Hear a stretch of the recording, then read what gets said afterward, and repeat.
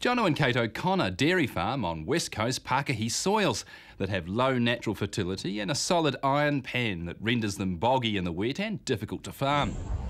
By flipping substantial areas of land and adopting a biological approach to fertilisers, the O'Connors are beginning to enjoy a good return on their investment. We've got a farm that's roughly 440 hectares effective. We're running about 600 cows, a few less this year with the payout drop. And it was a very wet farm. When we came onto the place, fantastic fencing, but the grass, the fertility and that was all very low.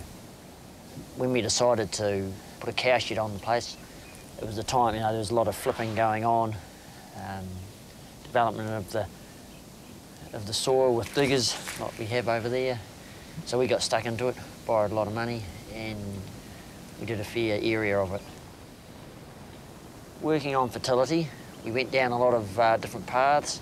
When you start playing around with alternative fertilisers, it's a bit of a minefield out there. Some seem to work for some people and they don't seem to work for yourself. But you've spent the money and you don't get that back. We've got a good base now that we're starting to build on. The cows are in better condition and things are going better.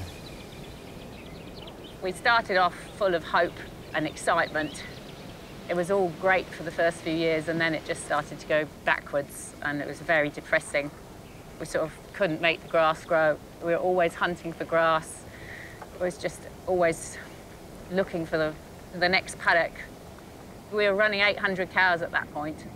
We thought, well, the more cows, they're putting more and more dung back on the paddock, you're going to build up fertility quicker, that sort of thing, but it didn't work. We just didn't have enough grass. We just had no residuals all the time. And so we dropped back from 800 to 600 cows, and that was just the turning point, as far as I'm concerned. It just transformed everything. We just set off looking more positive again, and there's just more grass to grow. And the grass is happier and it's under less stress, so it's less susceptible to the bugs. You couldn't have dairy farmed here before flipping. It was a non-starter. And now you can just walk across a paddock and it's a pleasure. I can't express how nice it is not to be up to your knees in mud. We do go for a smaller size animal.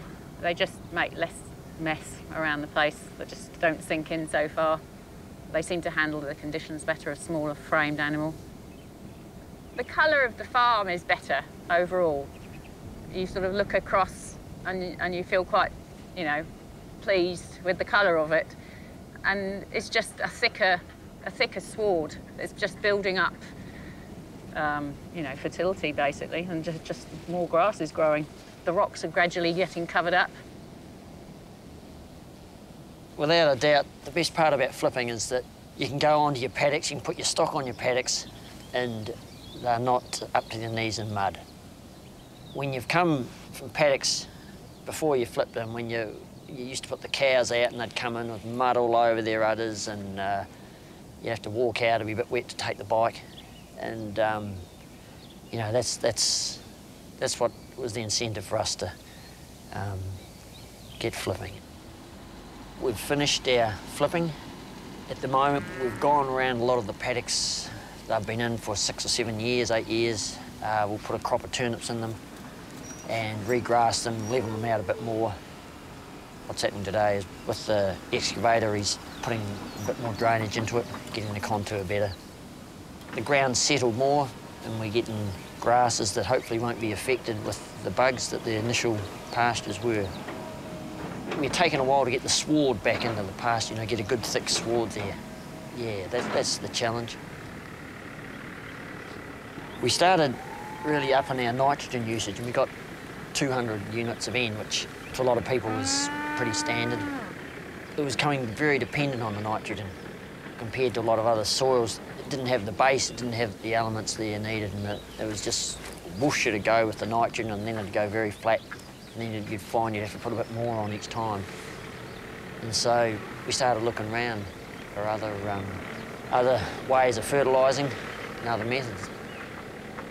We're looking at the all brick concept, which says, you know, rather than so looking at pH, you look at what's the elements that the plants need. You know, you put lime on, is it solely to get your pH up, or is it for the calcium and dolomite? You know, is it for the calcium magnesium?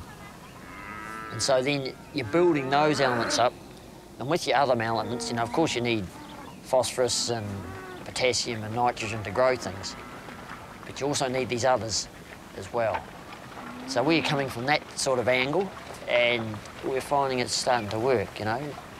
It takes a year or two to get your calcium, magnesium up to those ranges where things start to work better. We're getting there. You seem to have to get things in order. If you go straight to a pure biological thing without doing getting some of your elements in the right order, you know, it won't work as it should. So, you know, I suppose with the Albrecht concept, you're starting to get the bases, the chemistry of your soil right. And then, you know, the physical things and then the biological things work so much better. Everything works so much better, water retention, a lot. There's so much pressure out there just to put the standard NPK formulas on. That's what a lot of the advisors and you know, it certainly grows grass, but you need to sort of look at the bigger picture. You know, you need to look at what's causing the pests, you know, what's causing all these environmental issues we've got. And so coming at it from that angle too, and animal health issues, you know, you start looking at the bigger picture, and you start to realise that it's, you know, you've got to look after your soils, and then you'll get benefits all round.